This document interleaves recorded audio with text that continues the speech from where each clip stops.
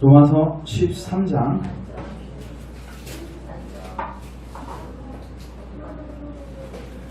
로마서 13장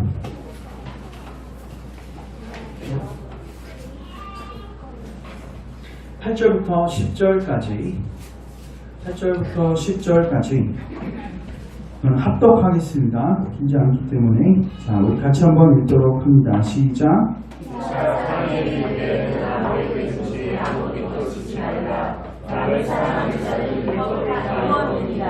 가난하지 말라, 살인하지 말라, 도둑질하지 말라, 탐내지 말라 한 것과 그 외에 다른 규명이 있을지라도 내 이웃을 내 자신과 같이 사랑하라 하신 그 말씀 가운데 다 들었느니라. 사랑은 이웃에게 악을 행하지 아니하나니 그러므로 사랑은 율법의 완성입니다. 네, 기도하겠습니다.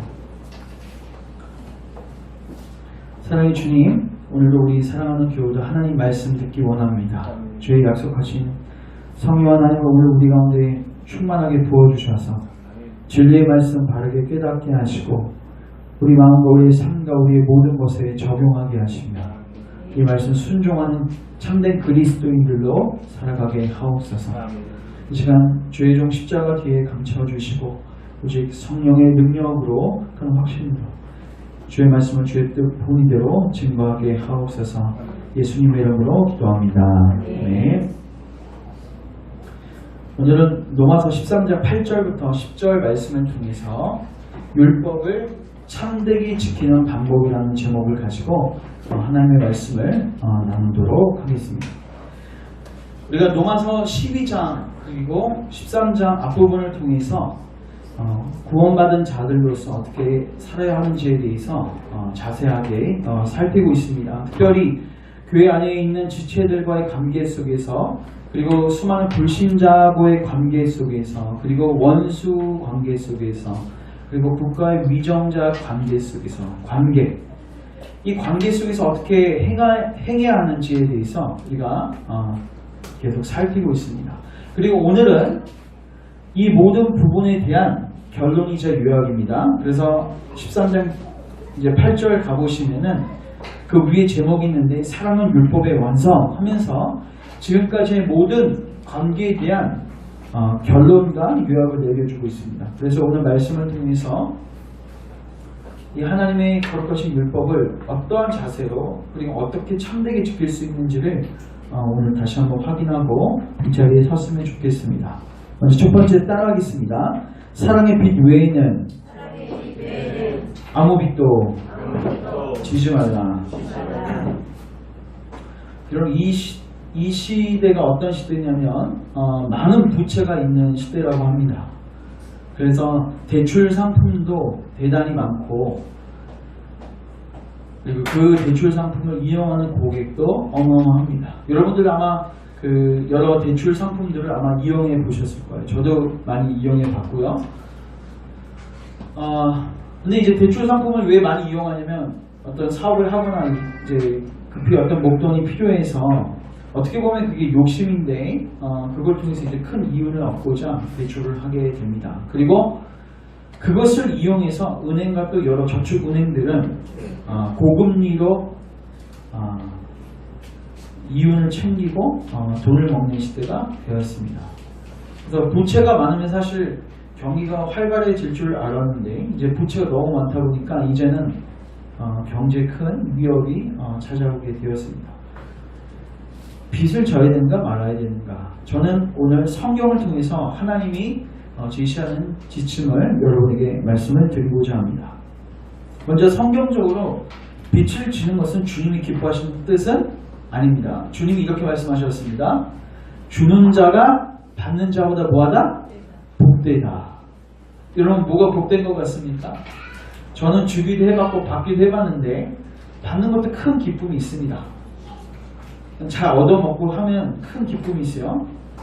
근데 하나님의 그리고 예수님의 논리는 그리고 그 원칙은 정반대예요. 주는 자가 받는 자보다 복되다. 그리고 이것을 행했던 사람 중에 한 명이 누구냐면 사도 바울이었습니다. 여러분 사도 바울은요 그 전도 여행을 하면서 텐트 메이킹 선교를 했는데 사실 사도 바울을 구약에 근거하면 합당하게 돈을 받아도 페이를 받아도 빚을 지는 것이 아니었습니다.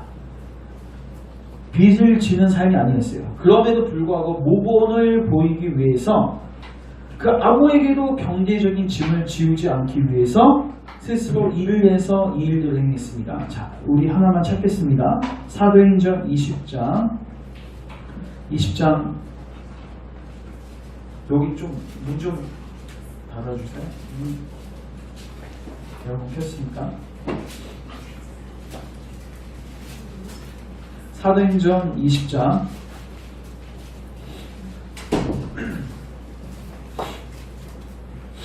34절 33절부터 보겠습니다. 자, 20장 33절 제가 읽습니다. 내가 아무의 은이나 금이나 의복을 탐하지 아니하였고 여러분이 아는 바와 같이 이 손으로 나와 내 동행들이 쓰는 것을 충당하여. 제가 봤을 때 사도 바울은 돈이 쓸 것만 충당하는 게 아니라 그 전도팀들의 경제적인 부분을 많이 같이 충당했던 것 같아요. 자, 35절 같이 읽습니다. 시작. 범사에 여러분에게 모본을 보여준 바와 같이 수고하여 약한 사람들을 돕고 또 주 예수께서 친히 말씀하신 바 주는 것이 받는 것보다 복이 있다 하심을 기억하여야 할지니라. 아멘. 사도 바울은 돈을 빌리기는커녕 자기가 스스로 그 돈을 벌고 더 나아가서 약한 자들을 돕고 동행하는 자들을 충당하였습니다. 그러니까 빛을 지는 것은 사실 주님이 기뻐하시는 뜻이 아니에요. 근데 여러분, 사도 바울이 또 이런 말을 합니다. 나는 빚진 자다. 아니, 빛을 진 적이 없는데 왜 빚진 자라고 했을까요? 사도 바울은 이렇게 이야기하고 있는 것입니다. 나는 돈을 빌린 적은 없고 돈을 빚진 적은 없지만 나는 어떤 거에는 또한 빚진 자다. 근데 중요한 거는 그 빚은 절대로 갚을 수 없는 빚이에요. 그게 바로 무슨 빚이냐면 사랑의 빛입니다. 자, 로마서 13장 다시 들어오십시오. 로마서 13장 8절 같이 읽겠습니다. 시작. 피차 사랑의 빛 외에는 아무에게든지 아무 빛도 지시 말라. 남을 사랑하는 자는 율법을 다 이루었느니라. 아멘. 제가 요 한 이야기를 하겠습니다. 여러분 앤드류 카네기라는 사람 아시나요? 앤드류 카네기 이름은 들어보셨죠? 그 사람이 스코틀랜드 사람입니다. 영국 스코틀랜드에서 이제 살았는데 그곳에 이제 먹고 살기가 힘들어졌습니다. 너무 가난해서 이제 그 땅에서는 이제 소망이 없어서 기적의 땅인 미국으로 이제 건너가기로 이제 결심을 했습니다. 미국에 가면 이제 새로운 어떤 기회들이 주어질 거라고 기대하고 가려고 했는데 문제가 발생했어요. 어떤 문제가 발생했냐면 갈 여비가 없는 거예요. 일단 비행기 값이 있어야 되고 또 그 미국에 가서 미천이 있어야 되는데 아무것도 없는 거예요. 그래서 고민하고 있는 중에 핸더슨 부인이라는 사람이 그 카네기하고 카네기 가족에게 20파운드를 꿔줍니다. 이거 쉽지 않은 거예요. 왜냐하면 언제 갚을지도 모르고 그 사람이 어디로 가요 지금? 옆으로 이사하는 것도 아니고 미국으로 가는 거예요. 지금이야 뭐 전화를 할 수 있고 뭐 메일도 있겠지만 그 당시 그런 미디어나 뭐 인터넷이나 이런 통신 수단이 발달되지 않는 그 시대에 그렇게 20파운드를 꿔줬다는 것은 사실 받지 않겠다는 각오를 꿔준 거라고 저는 봅니다. 근데 그것을 받고 카네기가 이렇게 고백합니다. 당신이 나에게 빌려준 그 20파운드, 당신이 나에게 베풀어준 그 은혜 내가 잊지 않겠습니다. 그리고 반드시 갚겠습니다. 그리고 이제 미국 땅으로 떠납니다. 떠나고 그 미국 땅에서 열심히 일합니다.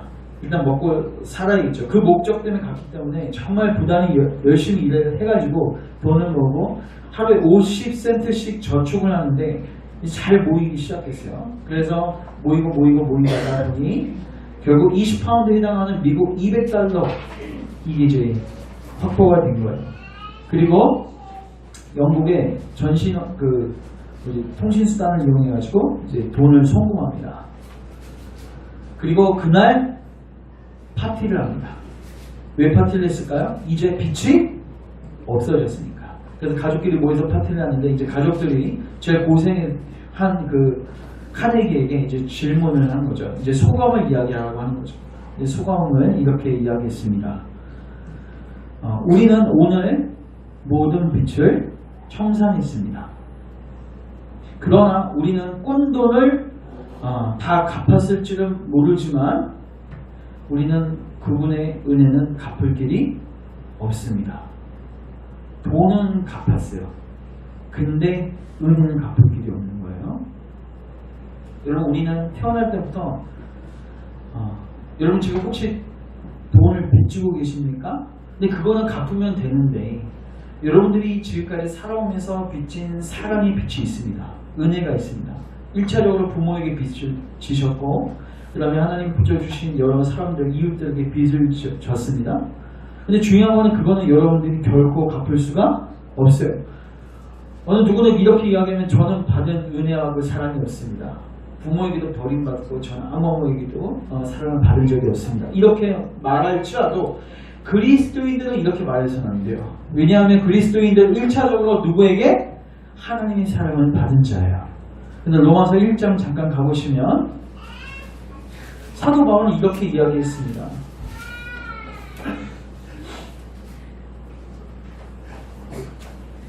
로마서 1장 14절 같이 읽겠습니다. 시작. 헬라인이나 야만인이나 지혜 있는 자나 어리석은 자에게 다 내가 빚진 자나 돈을 꾼 적이 없지만 그는 하나님의 사랑을 받았기에 항상 빚진 자의 자세를 가지고 살았죠.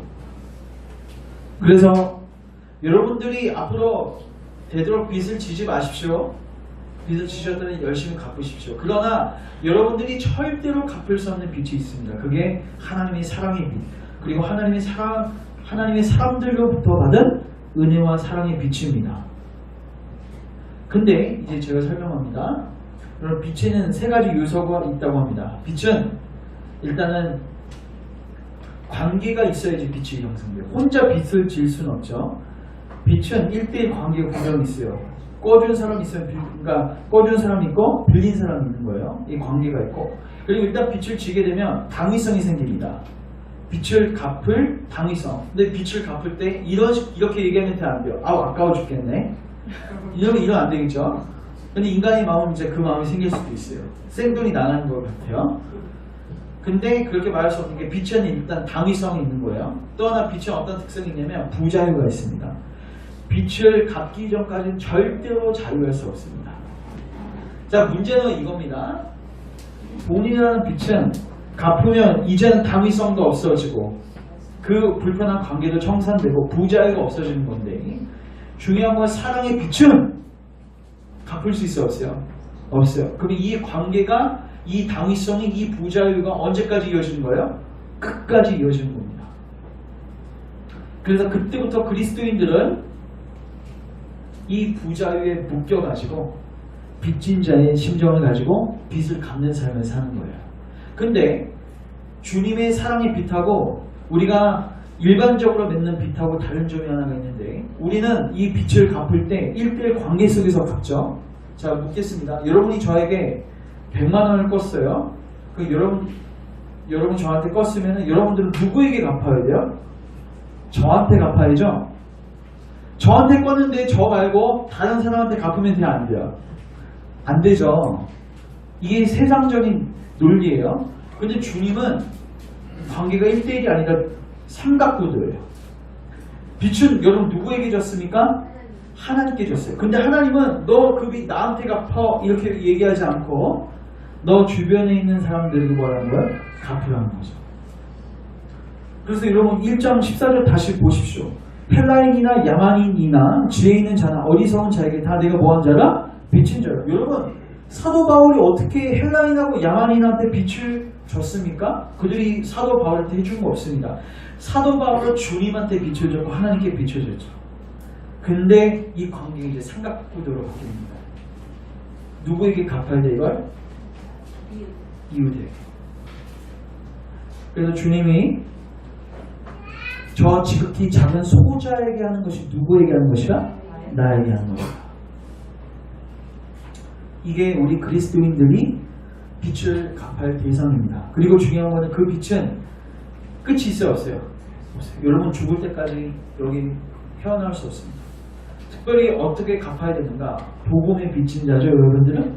그러면 그들에게 지속적으로 복음의 증언을 통해서 여러분들이 받은 그 은혜를 나누셔야 합니다. 이게 그리스도인들이 살아가는 삶의 관계에 지극히 본질적인 최고의 계명입니다. 자, 따라하겠습니다. 사랑의 빛 외에 아무 빛도 지지 말라.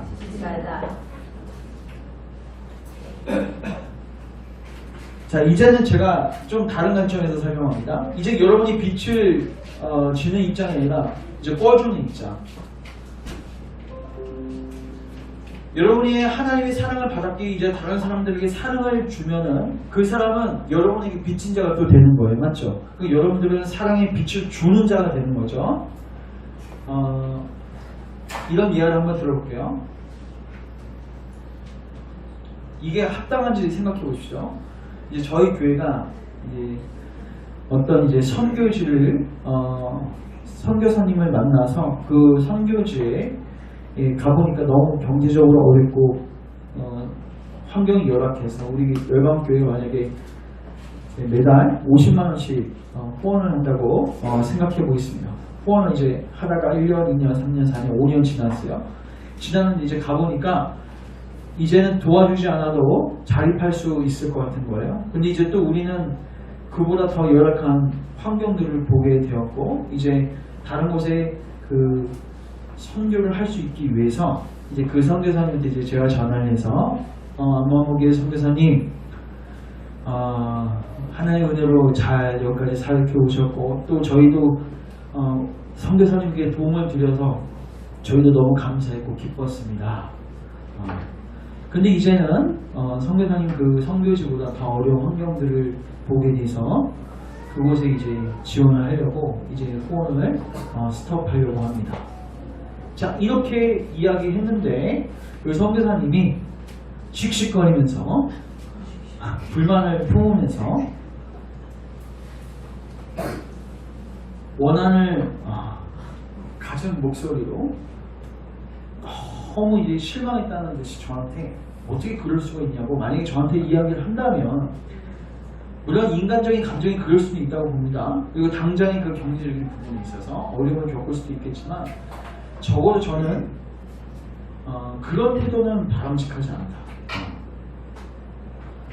지금까지 받은 게 있잖아요. 그게 그 사람이 잘해서 받은 겁니까? 아니죠. 이제 하나님께서 네가 충분히 받았으니까 이제 너는 뭐하는 자로 가라?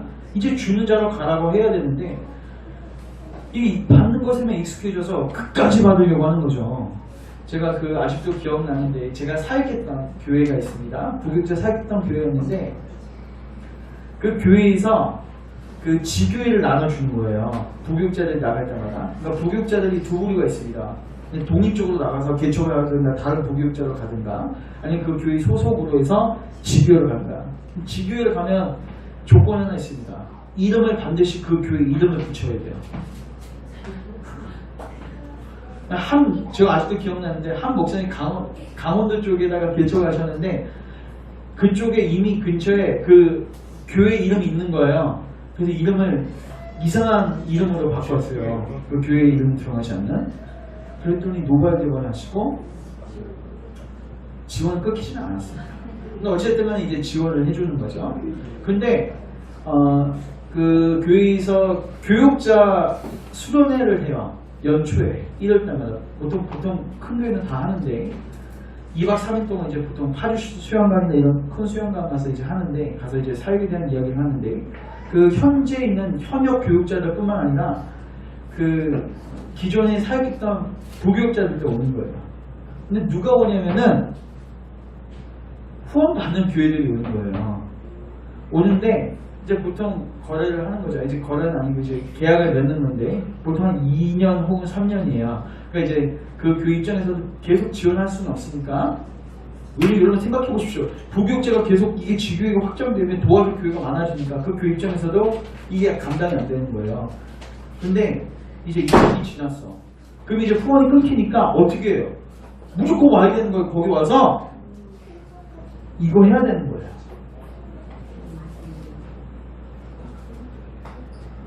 근데 이제 제가 대화하고 하는 중에 무슨 생각이 들었냐면 많은 목사님 다 그런 건 아니에요. 근데 한 목사님에서 어떤 인상을 받았냐면 여기 완전 매여 있다는 걸 느꼈어요. 이거는 주려고 하는 거는 아주 시도도 안 하고 계속 여기서 받아 먹으면서 여기에 안주하려고 하는 것을 제가 보게 되었어요. 근데 또 불쌍한 척하고 하니까 담임 목사님이 걷어찰 수도 없어요. 근데 여러분 잘 들으십시오. 여러분이 이미 받은 존재들이에요. 근데 여러분에게서 그 주어진 것이 여러분에게 걷어질 때 여러분 서운해하시면 돼요? 안 돼요? 안 돼요. 이미 받은 것을 족하셔야 합니다. 여러분 받은 은혜가 족합니다. 이제는 여러분들이 뭐 하셔야 돼요? 주는 자가 되셔야 합니다.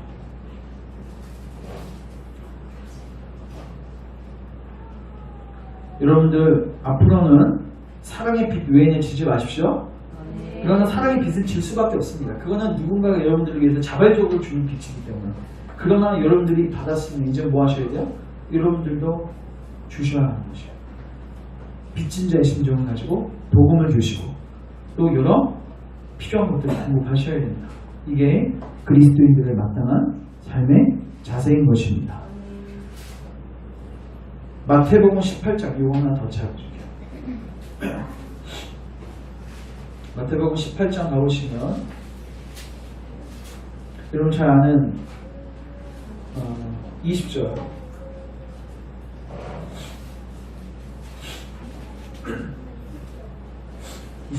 그때 베드로가 나와 이르되 주여 형제가 내게 죄를 범하면 몇 번 용서해야 합니까? 7번 하면 됩니까? 예수께서 이르시되 내가 이르노니 7번뿐 아니라 7번을 70번까지라도 할지니라. 그러므로 천국은 그 종들을 결산하려 하던 어떤 임금과 같으니 결산할 때 10달란트 빚진 자 하나를 데려오매 갚을 것이 없는지라. 여러분 10달란트 감이 안 오죠? 1달란트가 20년 연봉입니다. 그러면 10달란트면 몇 년 연봉이에요? 20만 년 연봉이에요. 이거는 갚을 수 없다는 거예요. 쉽게 말해서.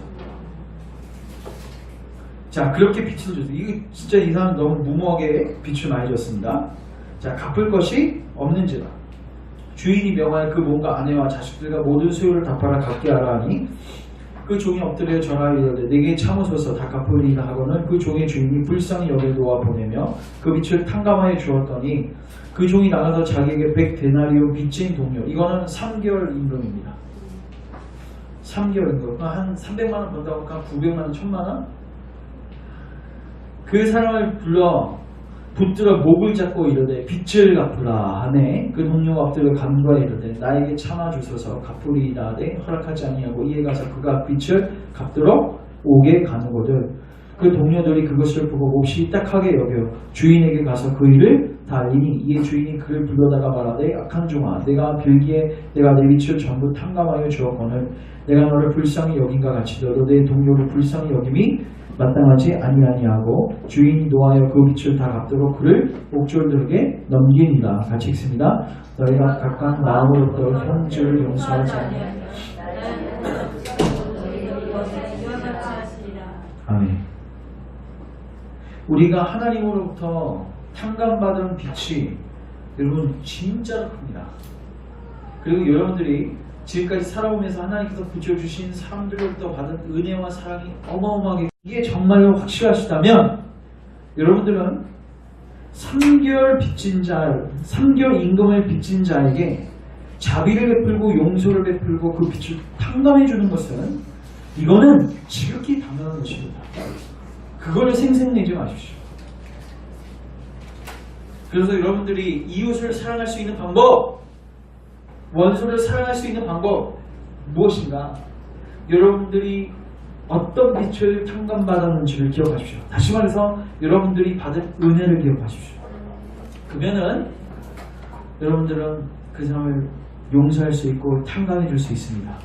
그렇지 않고 그 사람하고 나의 관계 속에서만 그것을 보기 시작하면은 절대로 용서할 수 없고 탕감할 수 없다.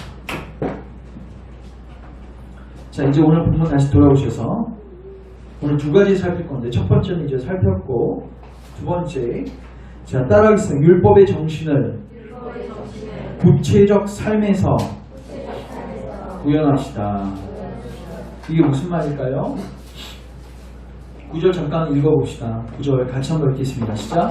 가늠하지 말라, 살인하지 말라, 도둑질하지 말라, 탐내지 말라 한 것과 그 외에 다른 계명이 있을지라도 내 이웃을 내 자신과 같이 사랑을 하신 그러면서 사랑은 이웃에게 악을 행하지 아니하나니 그러므로 사랑은 율법의 완성입니다. 네? 여러분 이 말 들어보셨습니까? 법은 도덕의 마지노선이다. 이게 뭐죠? 여러분 법은 도덕의 마지노선이다. 이게 뭐죠? 이런 법이 상위 개념입니까? 아니 도덕이 상위 개념입니까? 도덕이 위에 있는 개념이죠? 찍으셨나요? 자, 도덕이 상위 개념이에요. 그 법은 뭐죠? 도덕만 있으면 되는데 법은 뭐죠? 최소한. 여러분 정직해야 돼 안 해야 돼요? 이건 도덕입니다. 근데 이건 법은 아니죠? 뭐는 법이죠? 훔치 도덕질 하면 안 되고 그리고 그 재판석에서 위증하면 안 되죠? 이거는 법으로 금합니다. 왜 이건 법으로 정해놨죠? 이거는 진짜 하면은 큰 문제가 일어나기 때문에 마지노선으로 정해놓은 거예요. 근데 우리는 보통 법을 잘 지키면 모든 의무를 완성했다고 생각해요. 근데 기독교는 그렇게 이야기하지 않습니다. 가늠하지 않고 살인하지 않고 도둑질하지 않고 탐내지 않고 우리 삶의 모습, 행동 속에서 이것들을 범하지 않더라도 성경은 이야기합니다. 너가 적극적으로 이웃을 사랑하지 않으면 사랑의 율법의 정신을 구현하지 않으면 너는 이 법을 지킨 것이 아니야. 여러분 바리새인들은요 이 원리를 놓쳤습니다. 바리새인들은 율법의 정신보다 율법의 행위에 초점을 맞췄습니다. 그래서 행위로 보면 흔히 없는 자들이었어요. 자, 마태복음 12장 가겠습니다. 마태복음 12장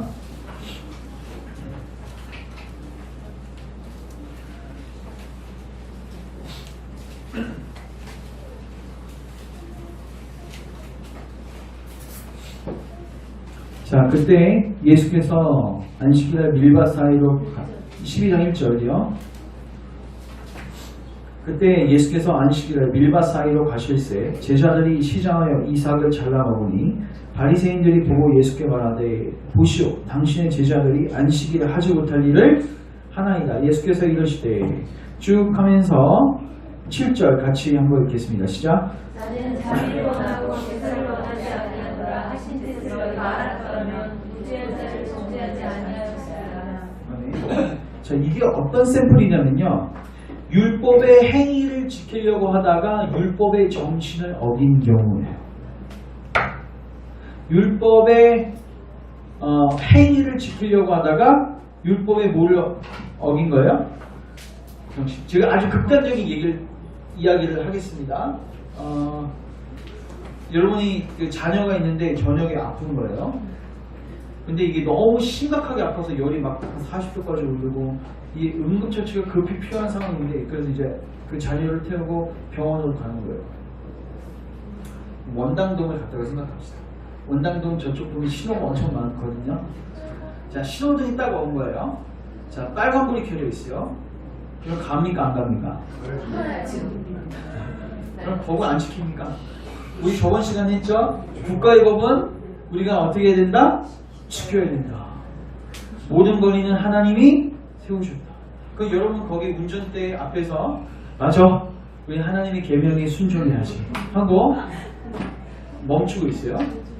그리고 이제 초록불이 왔어요. 다시 밟았는데 여러분 원당동을 지나가 보시면 알겠지만 거기는 신호가 아주 짜증나게 이게 불이 켜졌다 꺼졌다 그래요. 그러니까 또 갔다가 바로 멈춰요.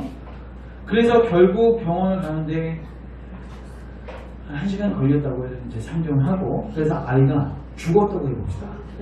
극단적인 예를 들어서 죄송합니다. 그 사람은 법을 지켰습니까? 네. 법을 지켰습니까?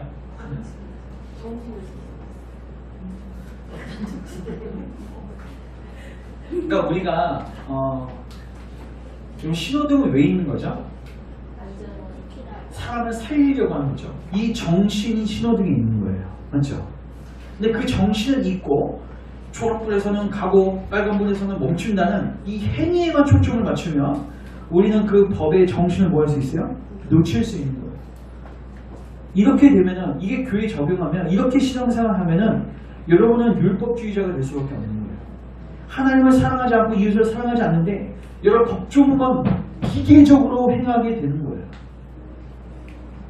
근데 여러분 그렇게 열심히 지켰는데 사랑하는 방향으로 가면 좋겠는데 이 바리새인처럼 정반대의 결과가 나올 수도 있는 거예요. 이 신호등 사건처럼 정반대의 경우가 나올 수도 있는 거예요. 그때 여러분은 무엇을 선택해야 하는가?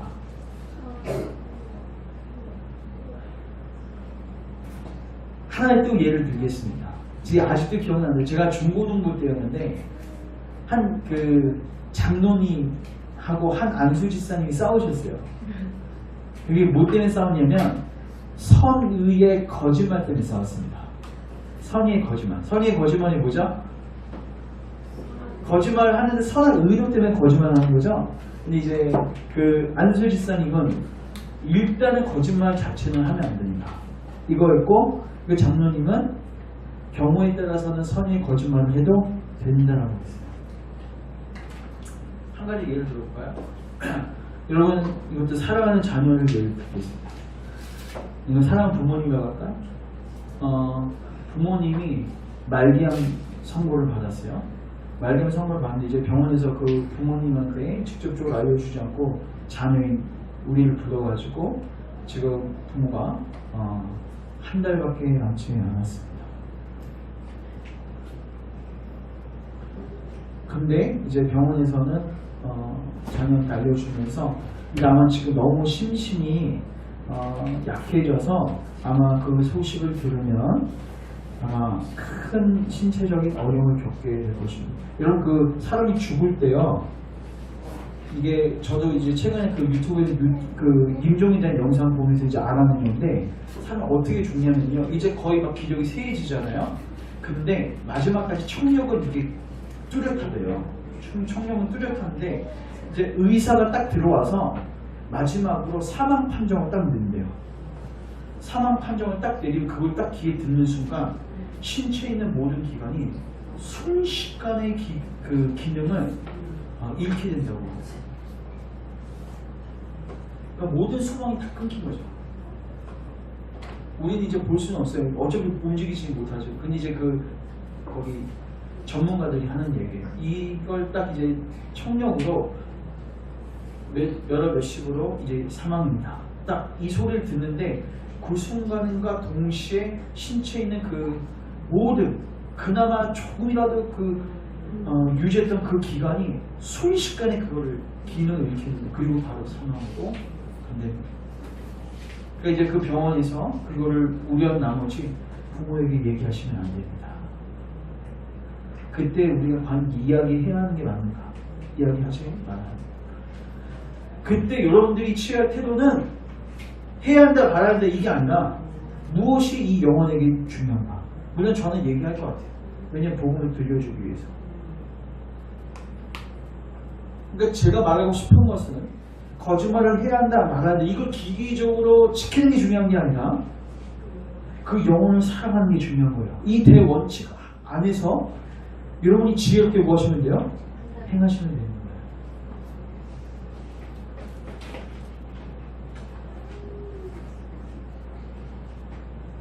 그래서 여러분 우리가 하나님의 율법을 어떻게 참되게 지킬 수 있는가? 이 율법의 정신을 항상 여러분 가운데 묵상하세요. 율법의 정신은 무엇이다? 사랑입니다. 하나님을 사랑하고 이웃을 사랑하는 것입니다.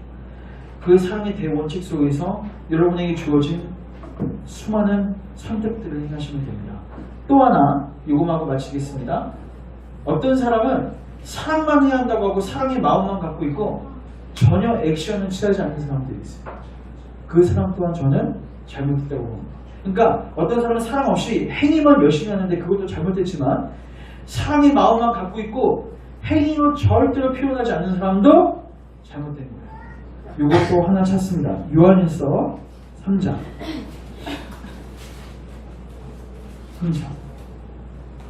13절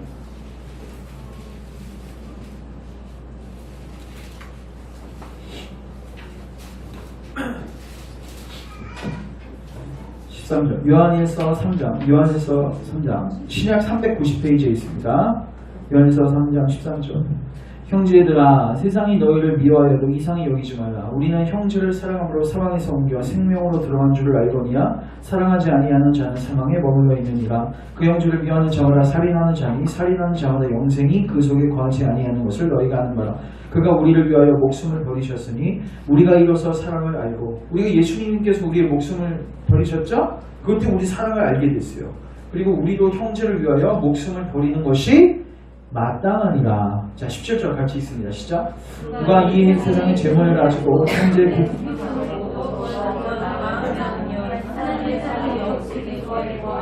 18절 자녀들아 우리가 말과 행동을 아우 나 당신 사랑해요 하면서 도와주시기 하는 것. 여기 어떤 예를 들었죠? 형제 궁핍함을 분명히 보았어요. 그래서 그 형제의 이야기입니다. 아우 하나님 당신을 도우실 것입니다. 당신을 사랑하십니다. 위로해줘. 근데 절대 내 주머니 털지 않는 사람. 하나님의 사랑이 네 안에 있는가? 확인해보라는 거예요. 하나님을 사랑하고 이웃을 사랑한다면 왜 여기서 주머니 이야기를 했을까요? 여러분 돈은 정직합니다. 그 사람을 사랑한다고 100번 이야기해봤자 여러분의 인색함을 드러낸다면 그건 새빨간 거짓말이에요.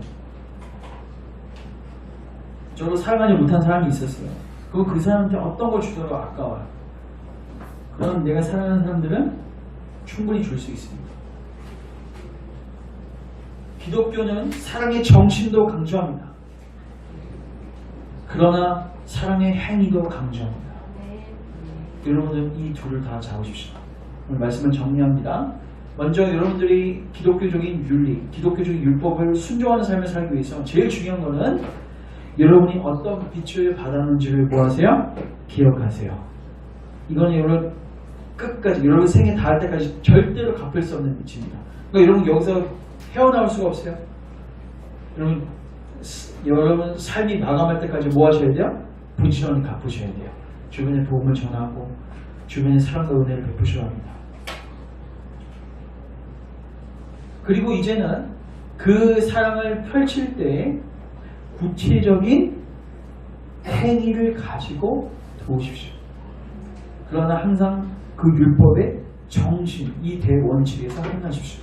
그러면 여러분 속에 있는 수많은 난제와 어려운 문제들을 해결할 수 있을 거예요. 아까 신호등 예나 아까 그 선의 거짓말 같은 것들을 묵상해 보세요.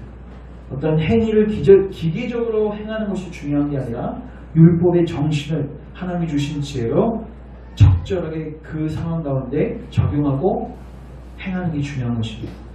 정신을 여러분 삶 가운데 구체적으로 고용하십시오. 그렇게 함으로써 하나님의 영광 받으실 것입니다. 기도하겠습니다. 사랑의 주님 감사합니다. 우리의 1만 달란트를 탕감해 주신 주님의 은혜를 찬양합니다. 우리가 평생 다 갚아도 갚을 수 없는 은혜를 주셔서 감사합니다. 주님 이제 이 은혜를 받은 자로서 이제 이 은혜를 날마다 기억하고 빚진 자의 심정을 가지고 이제 우리 또한 100데나리온 빚진 자들을 탕감하게 하옵소서. 은혜를 베풀게 하옵소서. 자비를 베풀게 하옵소서. 용서하게 하옵소서. 특별히 우리가 주의 율법을 지키고 사랑을 베풀 때 하나님 사랑이라는 대원칙 하에서 구체적으로 행함으로 이 사랑을 구현할 수 있기를 원합니다. 주여 지혜를 주시고 예수님이시면 이 상황 속에서 어떻게 하셨을까 날마다 묵상하고 그 예수님 따라가는 우리 주의 교우를 될 수 있도록 축복하여 주시옵소서.